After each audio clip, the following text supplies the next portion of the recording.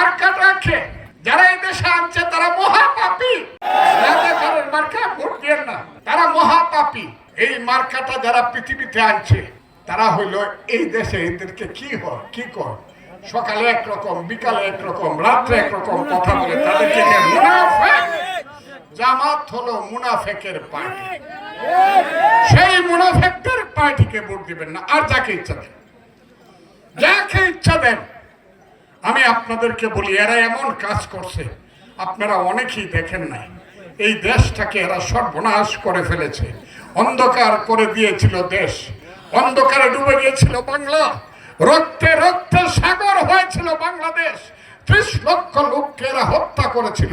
Extreme মশার coil plant fibre দিয়ে তৈরি, ডেঙ্গু চিকুনগুনিয়া বাহি সহ যে কোনো মশার বিরুদ্ধে দেয় এক্সট্রিম সুরক্ষা। 2 লক্ষ মা বোনের ইজ্জত তারা নিয়েছিল।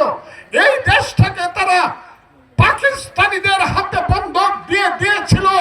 আমাকে চিরদিনের জন্য তারা গোলাম করতে চেয়েছিল।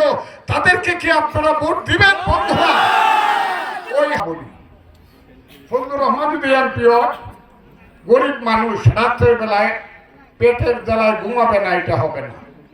গরিবের সন্তান, মাকে বলতে হবে না মা ঘুম তো ধরে না, রাত্রে তো খাই নাই মা।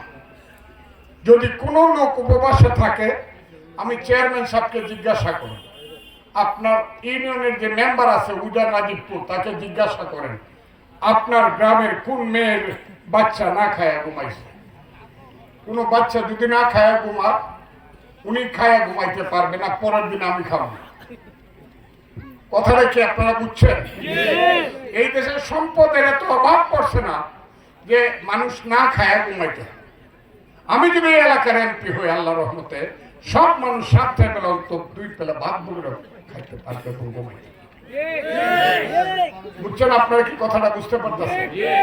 আমি যদি এমপি হই, ন্যায় বিচার পাবেন। কে আমার ভাই, কে আমার ভাতিজা পলাশ কি অন্যায় করলো, করতে পারে, অন্যায় তো করতেই পারে, কিন্তু বিচার হবে, বিচার হবে, বিচারের হাতটা পাবেন। চুপ করে থাকবো ঠিকই, কিন্তু বিচারটা কিন্তু হয়ে যাবে।